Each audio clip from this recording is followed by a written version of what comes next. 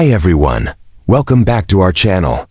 If you're preparing for the IELTS speaking test and aiming for a band 9, you've come to the perfect place. In today's video, we're doing a full IELTS speaking mock test on the topic shopping, a topic that often appears in the real exam. Shopping is something we all do, so it's a great opportunity to show natural fluency, everyday vocabulary, and strong communication skills. I'll walk you through all three parts of the test, Part 1, Part 2, and Part 3, explaining how to answer effectively, what vocabulary to use, and how to make your responses sound fluent and confident. Before we begin, make sure to subscribe, like, and share this video with your IELTS study friends. Comment below which topic you want me to cover next, maybe technology, travel, or work. Alright, let's get started. Part 1 of the IELTS speaking test lasts about 4 to 5 minutes. The examiner will ask you some general questions about your personal habits, daily life, or opinions. This section is about showing that you can speak naturally and clearly about familiar topics. To get a high score, avoid one-word answers. Expand by giving reasons or examples. Use everyday vocabulary and sound enthusiastic, as if you're having a real conversation. Do you like shopping? Yes, I actually enjoy shopping, especially when I have a specific goal in mind. I find it relaxing to walk around stores, look at new products, and compare prices. I wouldn't say I shop excessively, but I do like browsing for clothes or home decor items. It's also a nice way to spend time with friends. What kind of things do you usually buy? Most of the time, I buy everyday essentials, like groceries, skincare products, or books. Occasionally, I buy clothes, but I prefer quality over quantity. Recently, I've also started buying gifts for family and friends online. It saves time and gives me more variety to choose from. Do you prefer shopping alone or with others? It depends on what I'm buying. If it's something personal, like clothes or gadgets, I prefer shopping alone because I can take my time. But if it's a casual outing, I enjoy shopping with friends. It's more fun to share opinions and get second opinions before making a decision. Have your shopping habits changed compared to the past? Yes, quite a lot. In the past, I used to go to physical stores all the time, but now I do most of my shopping online. It's more convenient, and there are often better discounts. I also used to shop more impulsively, but now I plan my purchases carefully to avoid wasting money. Do you enjoy buying gifts for others?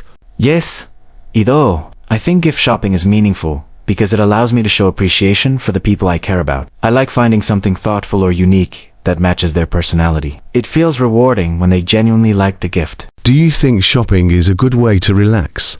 For some people, yes, and I'm one of them. Shopping can be a stress reliever because it distracts you from your daily routine. Just walking around a mall or even browsing online can lift your mood. Of course, it's only relaxing as long as you don't overspend. Part 2 is the cue card section, where you'll be given a topic and 1 minute to prepare.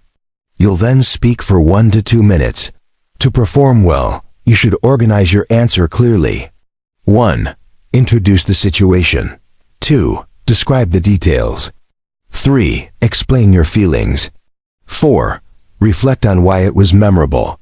Use descriptive language, emotions, and linking phrases like "one thing I remember vividly," "what made it special was," or "looking back I realized that," to make your story engaging.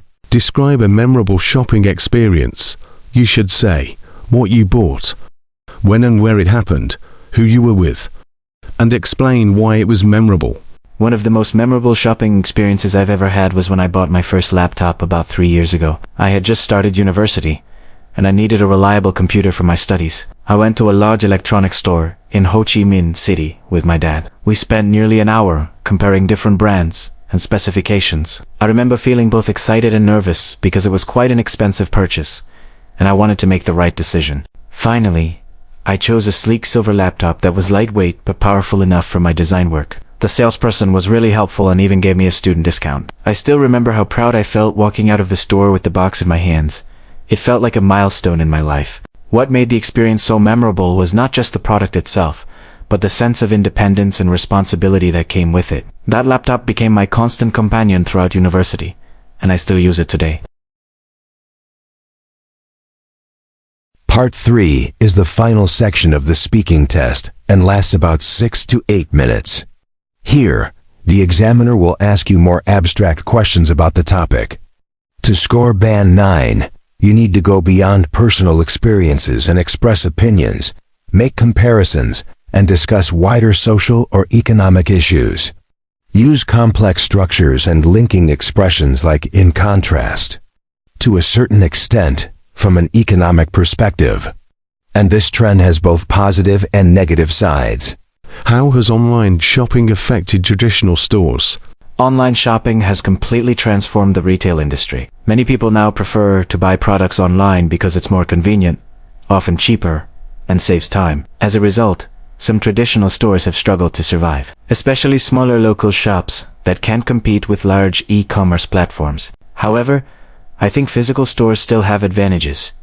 They allow customers to see and touch products before buying, and they provide a more personal shopping experience. In the future, I believe many stores will adopt a mix of online and offline services to stay competitive. What are the advantages and disadvantages of online shopping? The biggest advantage is convenience. You can shop anytime, anywhere, and compare prices easily. It's especially useful for busy people who don't have time to visit stores. Online shopping also gives access to a wider variety of products. The main disadvantage, though, is that you can't physically check the quality before buying, which sometimes leads to disappointment. There's also the risk of scams, delivery delays, and increased packaging waste, which is harmful to the environment. Why do some people enjoy shopping even if they don't need anything? I think for many people, shopping isn't just about buying things. It's an emotional experience. It can be a form of stress relief or even a social activity. Walking through stores, trying new clothes, or discovering new items can be exciting. Sometimes, it's also linked to the feeling of reward.